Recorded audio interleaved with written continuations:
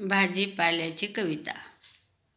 कांदा रे कांदा काय तुझा वांदा, फोडल्यावर सर्वांना रडायचा धंदा. मिरची ग मिरची हिरवी हिरवीगार, अशी कशी तिखट डोळ्यात पाण्याची धार.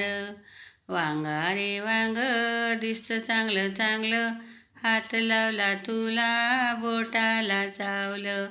अरे अरे बटाट्या चव नाही तुला, मातीमध्ये लपून गोल गोल झाला. भेंडी ग बाई झाडावर बसली ताट, चिगट गो माशी अडकली दातात. गवार गवार उवरलेला मांग, तुला रे खाल्ल्याने खाजत अंग. काकडी ग काकडी झाली तू वाकडी, चिकन चिकन तुझी काढली सालटी.